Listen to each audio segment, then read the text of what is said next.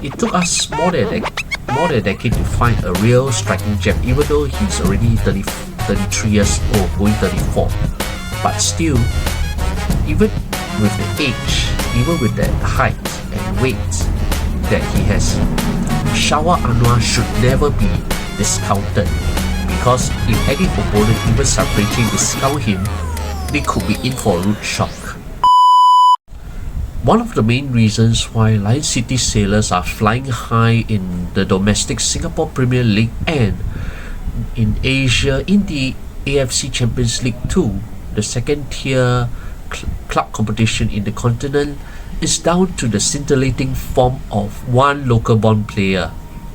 Step forward, Singaporean forward Shawal Anuar, who ages like fine wine as he breaks his personal goal scoring record in the season, even as he approaches 34 in April this year. And where do we begin when we talk about Shawal Anuar? In recent years, when we talk about this nippy striker, actually we look at him more as previously more as a winger before his evolution as a striker, where he operates in a rather unconventional manner but has delivered for club and country in recent years. And even before we go further into his style of play, how he operates and his playing history, we have to acknowledge that Shawal is one of the hottest and most informed forwards in Southeast Asia right now. And already this season in the 24-25 campaign, he has top scored for Sailors with 15 goals in 22 matches in the Singapore Premier League, 7 goals and 3 assists in 8 matches in the ACL2, and also 1 further goal in the Community Shield as Sailors lifted the trophy ahead of this ongoing Singapore campaign. And why is Shawal Anuar so good? And for that, Tanya takes a look at why seeing him on the pitch is like striking fear into many defenses in Southeast Asia and to an extent in Asia these days. And in fact, before I go further, I make a small correction. While Shawal Anuar is indeed the top scoring local born player with 15 goals in 22 matches, he's actually the second top scorer for the Sailors, behind his teammate Leonard T, who has netted 22 goals in 19 appearances for the league leaders so far. But after this clarification, now I go forward to how Shawal has evolved to become one of the deadliest strikers in Singapore and Southeast Asia today.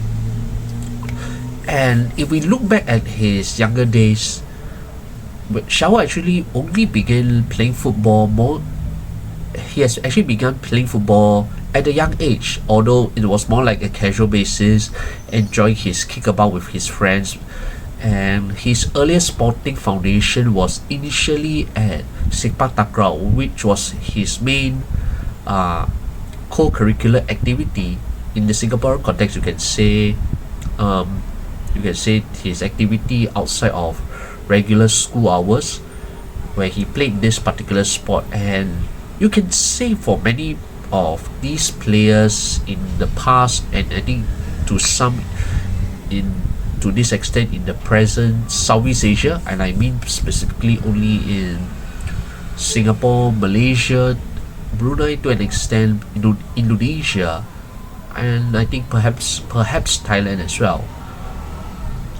The sport Sepak Takraw, where I think you can say many of these players, past and present, they owe their foundations to that sport, because that sport gives them the lessons in ball control, in terms of being able to handle the ball under tight situations, especially when they had only the split second situation to handle the ball. And I think in the game of Sepak Takraw, to provide either the winning move or to keep the rattan ball aloft uh, without it landing on the ground. But that is the basic nutshell of how sepak takraw is. But when it comes to Shawal's case, like many of the more recent Singapore and those in the past decades, Shawal has that background in sepak takraw in primary school, so that allowed him to actually gain an early foundation where you can see his supremely close ball control and unpredictable movement on and off the ball, where you can say players of his age at this local level might have been, you can say, might be heading towards decline. But one of the reasons for that foundations that Shawal had with that close ball control is from this sport. And because of that, Shawal is able to utilize the lessons learned from sepak takraw, I think, into his kickabouts, where you can say even in growing up in the 90s and early thousands, where people are still playing football on the grass patches or the HDB blocks or even basketball courts, until you can say artificial turfs became the norm, when it becomes a new normal to pay to play for a couple of hours on some astroturf for just those few hours. Back in those days, it was free, and you can say that it gives him that opportunity to explore himself without any restrictions, without any over coaching at the youth, because he was not involved in any youth academy. Yes, an anomaly from many of the present day national team players in Singapore side, where several of whom have been coached by academies and later by elite systems or youth academies before progressing into professional football. Shawal is an anomaly in this regard, and as such, Shawal never played any youth international football for the country. Then after primary school, he moved on to Cambridge Secondary School, where he actually played hockey and badminton. Yes, he was still not involved in competitive football in his adolescent years. He only eventually joined football when it as another CCA after, I think, probably things didn't work out for the other two sports. But he showed that he had the ability to play in several sports, and as a result, actually, it was where he actually was more serious in playing, you can say, some kind of organized football when he was in national service. But beforehand, he was just freely playing in those street soccer courts or football fields with his friends, enjoying the, you can say, like many of us, those very casual footballers in those days, where we would like to pretend ourselves to be like heroes, to show that, I think they would like to think that we are the next Rooney or Cristiano Ronaldo, or let me see, in this context, maybe even Ronaldinho during that era. And it was only during national service that he played for his first organized club in the local football structure, when he signed for this club called Ottawa Serpent in the Island-wide League, which is actually an open competition for those amateur clubs who aspire to play in the semi-professional or amateur Singapore Football League, which is like the next two divisions below the Singapore Premier League, or last time when it was known as the S League.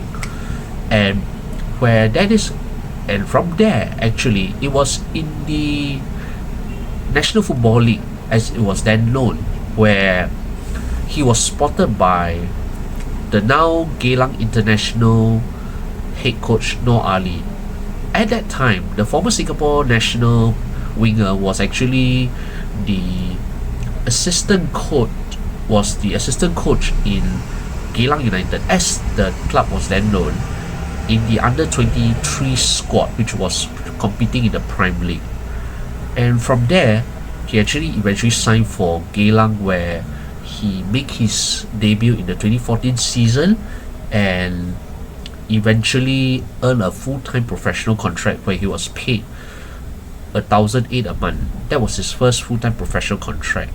And prior to that, he was actually doing several jobs where he was, among them, cleaning glasses at the shopping malls, and also delivering motorbikes or portable bikes around the island. And with a stable check, Shawal was able to launch his career in earnest, and eventually he would make his international debut for Singapore on 11th October 2016, where he made a substitute appearance against Vietnam under the call-up of then coach V. Sundramoorthy.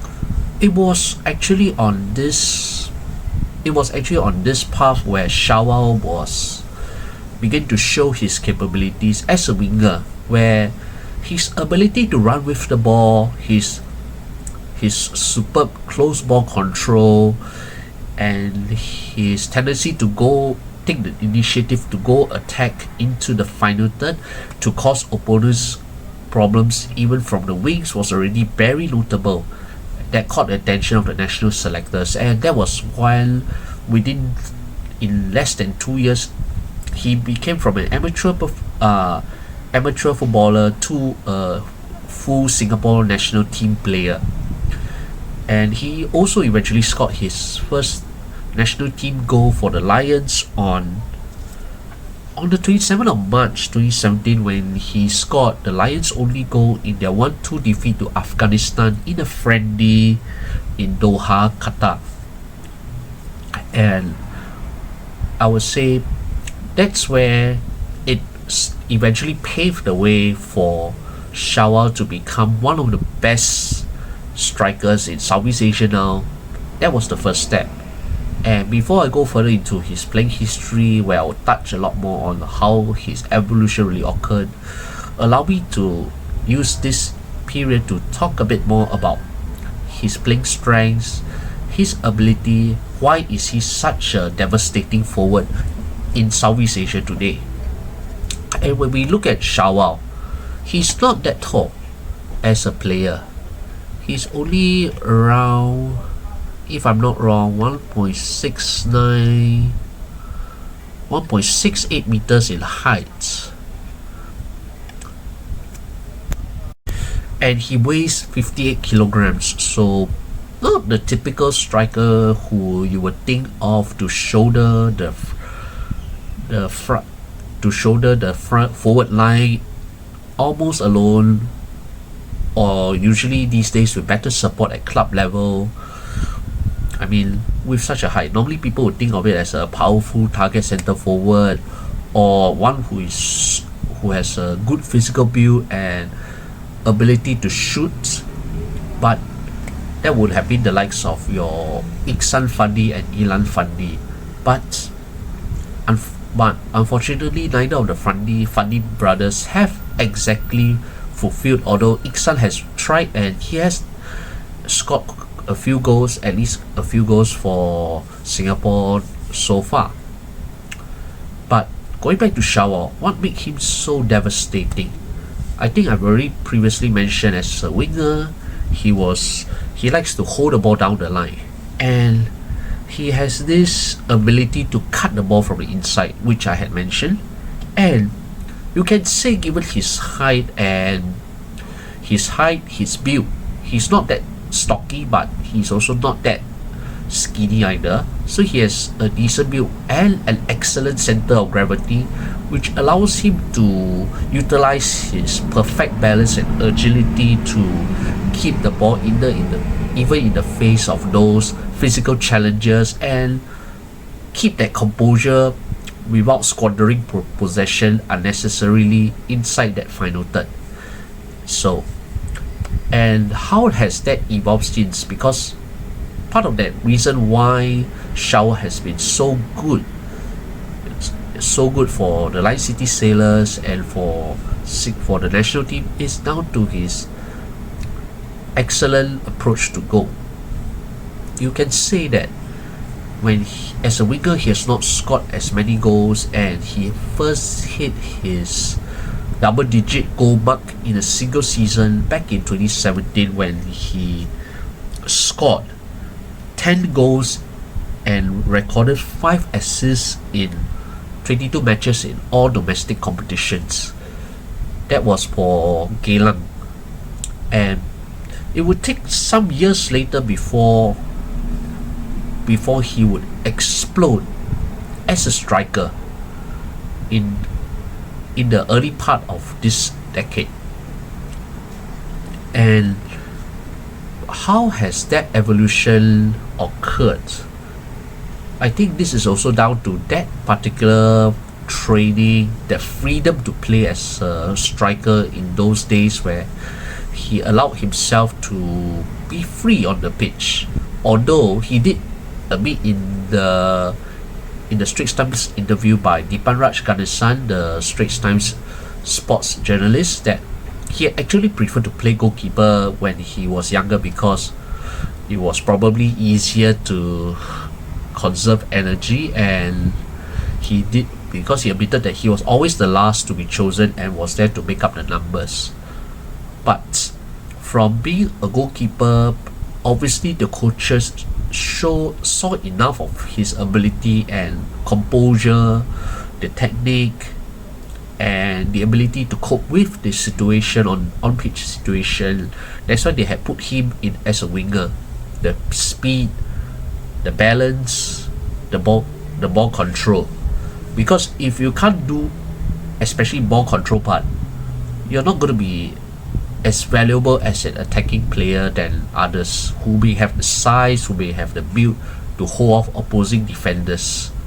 But where Shawal has evolved as a striker, especially in the last three seasons, including currently his phenomenal 2024-25 season, where he has already scored 22 goals in 35 matches in all competitions in domestic and continental events. So you can say that the explosion has been quite unprecedented, although it has been some time coming. That first signs of his evolution from being just another winger and having had to overcome anterior cruciate ligament injury in 2018 and 2019, just as his career was taking off, it took him a while before he eventually got onto his stride to become the top Singapore striker in the present era today. And we can point to 2022 season where he was actually playing for his second professional club, Hougang United, where that season he helped the Cheetahs win their first notable silverware when they defeated Lion City Sailors in the cup final.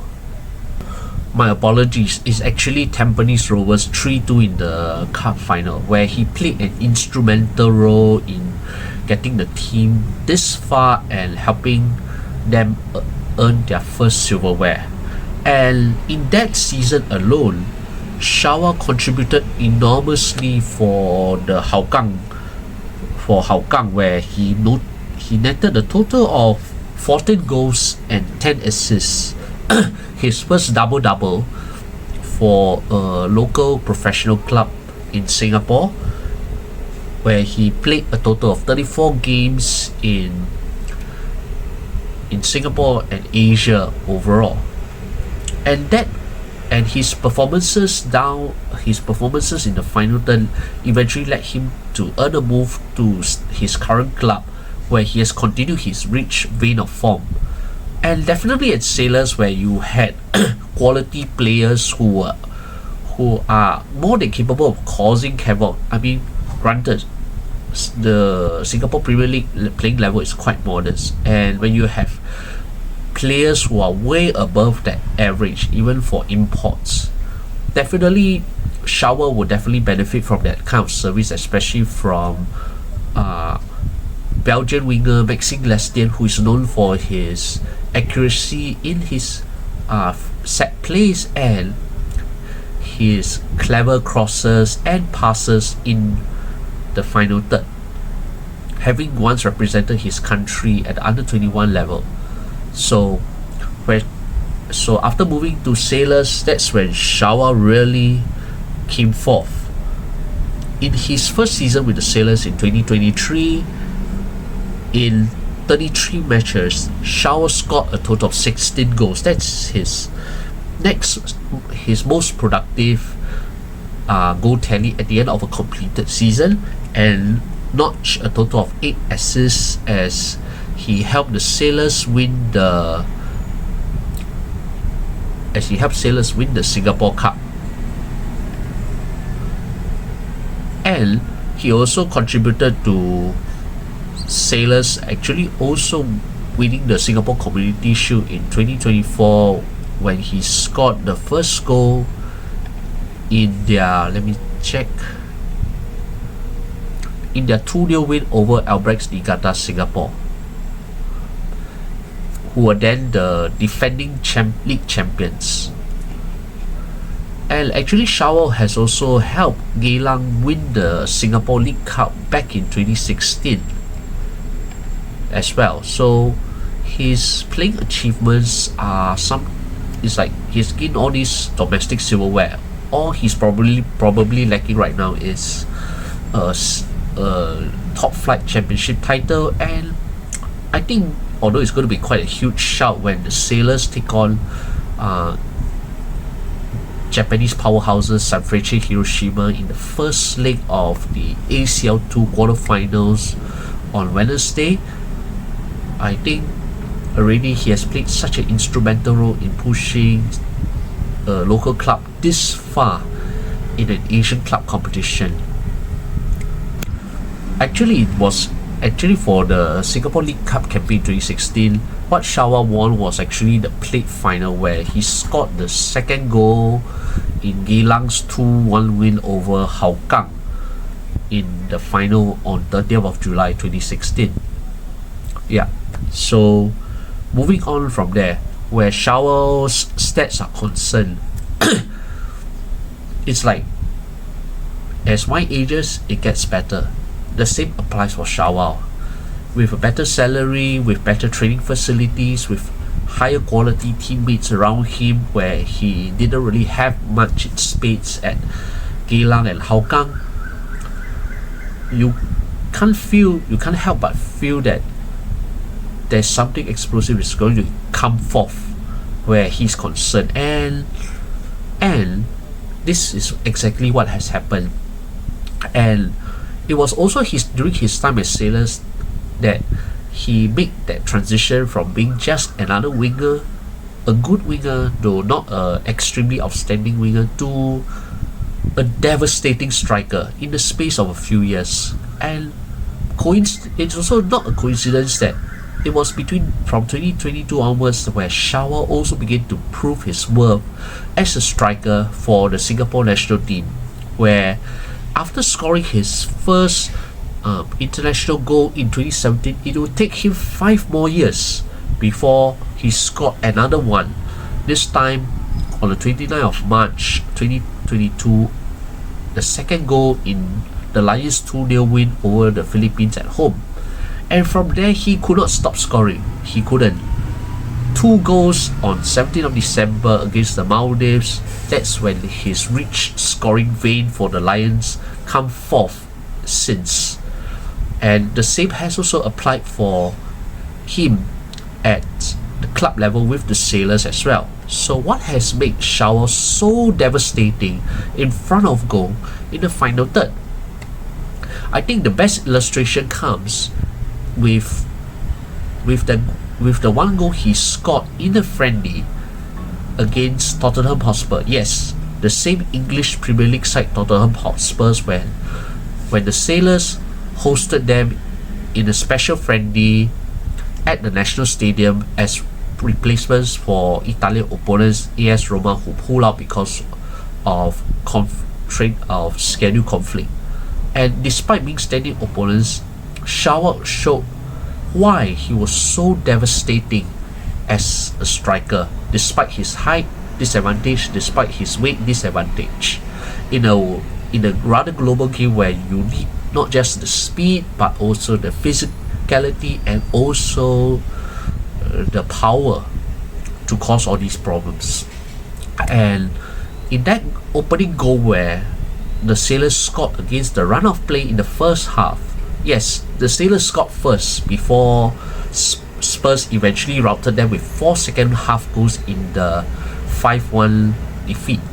But Shawal showed that devastating ability against one of the top English teams when he actually was onside. He was actually way in front, way behind the Spurs defense when the counter attack happened.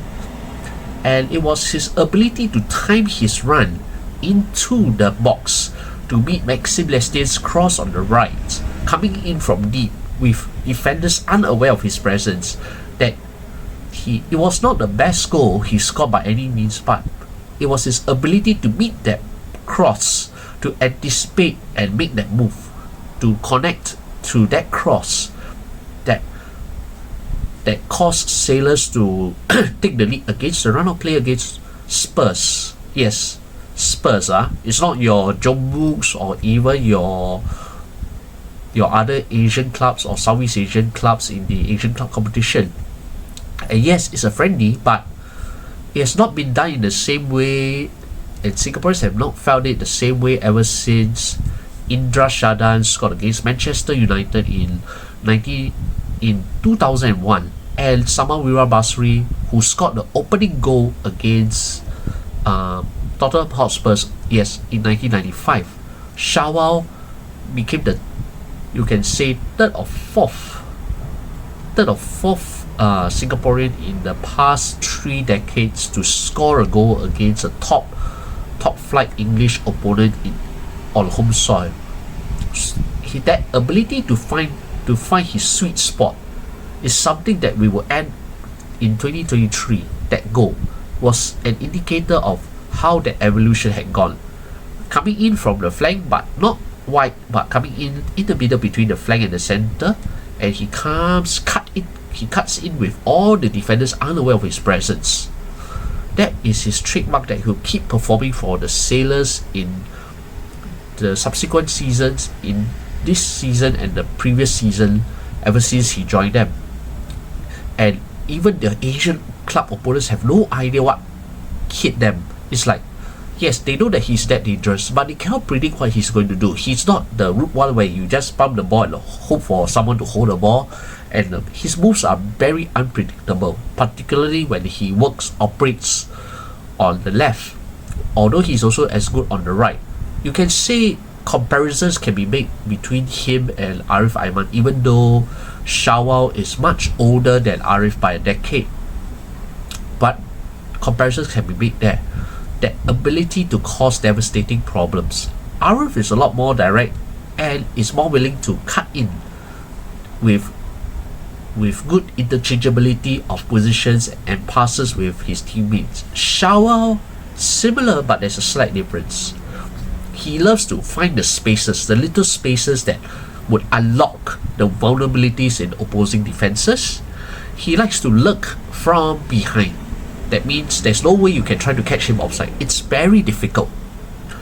And he likes to drift along the wings to make himself initially invisible before he makes that run, that upon that move, upon that pass, upon that ball, the direct ball, that makes defenses panic. And he also takes the initiative to take that first time shot. It's like to make that first move. That's why he's so dangerous, because you can't predict where he's going to lurk. Is it in the middle? Is it on the left, on the right, or somewhere between, in the channels between the wings and the middle? It's that level of unpredictability that makes Shawal so lethal for Singapore today. Yes, especially in the last few years, when eventually even Iksan has fallen below the radar, and Ilhan, while in the context they were not released for last year's ASEAN Championship because of their Thai club's refusal to release them, but In fact, it would not have made much of a difference looking at Shawal's form. 4 goals in 6 matches, 6 appearances. That was one of the best returns ever for a local striker in the world. And you can say that not since Noor Alam Shah has a striker make such an impact individually, even with more modest teammates in the national team setup. Yes, they have Kyoga Nakamura, a naturalized Japanese midfielder, but still, it's really not the same when you look at how he operates. And even with the, you can say, lesser support at national team level compared to club, he was still devastating, because once you give him the ball, I mean, who can forget that peach of a goal that he scored from outside the box against Thailand, especially when Singapore took a stunning 2-goal lead before they succumbed 4-2 at home at the end of their group match against the eventual champions. Who can, I mean, eventually the runners-up, sorry. I mean, who can predict that kind of move that Shawal is going to make? That's how devastating Shawal is. Yes, he was unable to score against Vietnam, but his ability to cause problems have created so much concern for Vietnam that the Vietnamese media in the lead up to that game has labelled him a danger man. And I'm very certain Sanfrecce, who have done their homework, will have labelled him as such also when it comes to their upcoming ACL2 game on Wednesday. Still, his ability to cause these problems cannot be underestimated. That ability to find that space.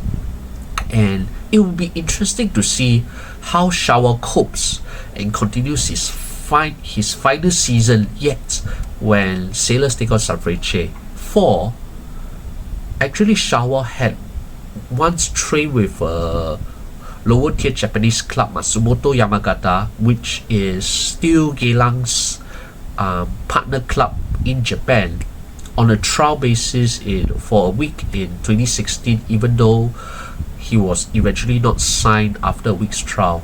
So that level of phenomenal development and progress that Shawal has made is, yes, the hard work, the dedication after missing out in the early years of development and coaching, but his willingness to keep progressing and staying disciplined, and those background foundations that he has had, particularly in sepak takraw and also in playing those kickabouts, where you play with the freedom, the freedom that you don't really find in many of the players in the Singapore Premier League these days. It's very rare.